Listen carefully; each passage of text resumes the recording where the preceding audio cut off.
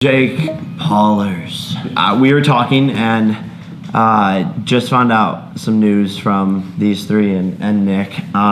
Originally it was just like an offline conversation, like no cameras involved. But when I heard what happened, I was so distraught. I was so in shock. I was so disgusted. Basically, and I'll let Meg tell the story and Erica and Anthony because they were involved with it. But the long story short of it is that Meg was assaulted by a man last night who is in the same like community and space as us, and it's not like, if you guys see, like, she literally has a bruise. I don't know if you can see on camera, like here, not to be like dramatic, but like she literally has a bruise on the side of her whole entire neck. So I was out with friends last night and we saw someone that we recognized because he is in our same work, and I didn't really know whether or not it was him at first because he has a girlfriend and he was making out with this other girl that I knew wasn't his girlfriend. So sort of clotheslined me and put their arm out in front of me and tried to like pull me into the place that they were, into his table. He like put his arm out and like went like this, and I was looking up at him and our faces were really close, and he sort of like was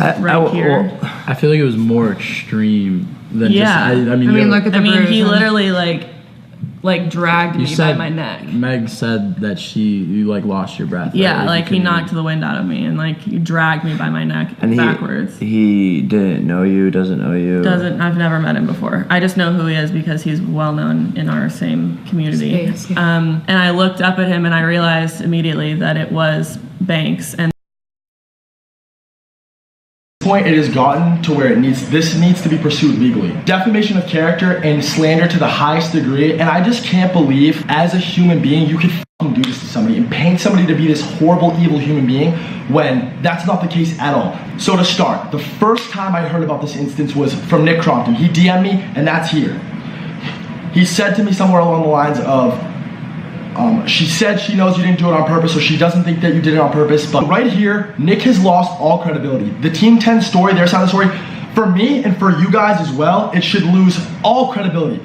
In this DM, you can clearly see Nick telling me that she knows it was an accident. Fast forward to today, and in their video, she's painting me out to be this evil, brutal monster who did this shit all on purpose. Well, there is a possibility, 100%. It is possible that I was dancing or something. I'm a big guy, I'm 6'5", I weigh 200 pounds, and I'm in there dancing, so I'm turning up with my friends, and there's a possibility that I bumped into this girl or, you know, like elbowed her in the neck or something, but obviously this shit wasn't intentional, if it happened at all. I'm beginning to believe that this isn't true. We're gonna get to the bottom of it. The thing that bothered me most about this video is when she said I kissed a girl, when she said I made out with girls there.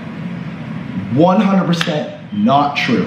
But before I get into that, I want to say something. Okay, so fast forward all through Warwick. We go to Warwick, I go to an after party with all my friends, and keep in mind guys, everybody that I went there with is also friends with Alyssa and knows Alyssa, okay? The people that I'm around are all friends with her, they all know her. So I'll touch on this more and get more into detail about this, but the fact that I made out with a girl, absolutely untrue, didn't happen. If it did, this would have came out a million different ways and a million different people would have had something to say about it.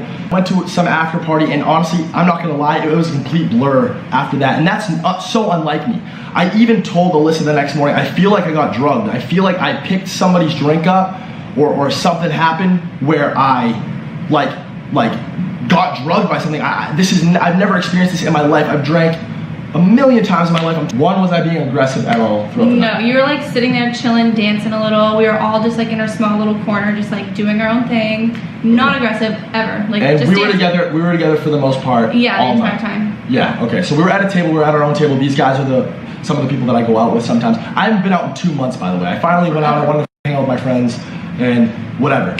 Did you see me or hear about me from anybody in the club that I was kissing any girls? No, you were literally next to me the entire time, so I would have seen it and nothing happened.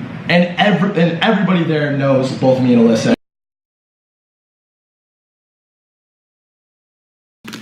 Burt's Bees exfoliating facial cleansing pellets. You'll see. I'm gonna just tell it. So basically, I'm just gonna use it like how I would use taking off makeup. I like to fold them up.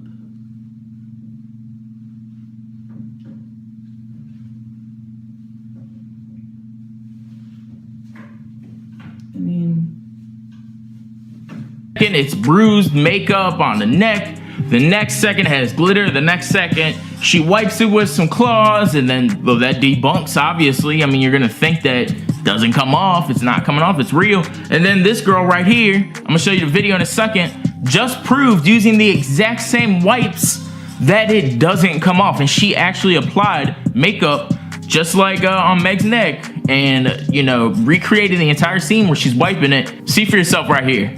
That Meg used in her video. These are the First Base exfoliating like facial cleansing towelettes. They look like this. They're just like normal towelettes.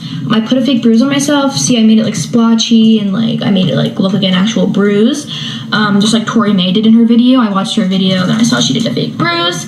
I used this palette with a bunch of colors in it to make a bruise. So I'm just going to take this towelette and I'm going to wipe it just like Meg did on her bruise, and I'm going to show you what comes off of it. So I have this towelette. I'm just going to, a little bit more, I'm going to just, nothing came off.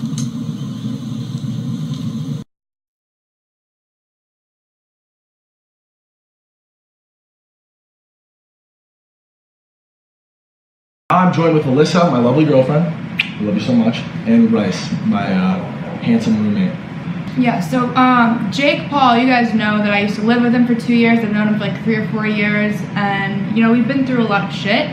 And honestly, he did assault me a few times. If we never agreed on something or if something happened, he would spit in my face. This has happened multiple times. He would like spit at like my feet, the ground that I walk on. He actually spit on Erica one time too, when she came into my room and talked to me about it. So about 2 years ago in Arizona, me and squad team 10, me, Jake, Niels, and Alex Lange. And Niels can testify for this. He was there, Alex was there, everyone was there. It's on camera actually too, it's a video. We were filming a video and he had a part where he would like shove me into like this pricker bush or whatever, like with like thorns, like a cactus or whatever it was. So he pushed me way too hard. He even told the camera guy before he pushed me, he's like, yo, make sure you get this, it'll be funny. Pushes me, going, like he could have just shoved me. He shoved me all the way into the bush. And see this, I don't know if you guys can see, this scar right here were from thorns, and my entire arm was bleeding. My whole fucking hand, I had to dig out thorns. He was laughing the whole time. Niels was there. I was crying and like all this shit, and like he didn't give a f. Another time, he threw my phone. Niels was there too at this one too, and surprisingly enough, Alex Lange was there at this one too. When I was living in his apartment, he took my phone, threw it at the wall. We got into a fight. I ran upstairs. He dragged me down the stairs, and I actually have. Yeah, that's been on your leg since I met you. Like, this has been here for like 2 years, dude.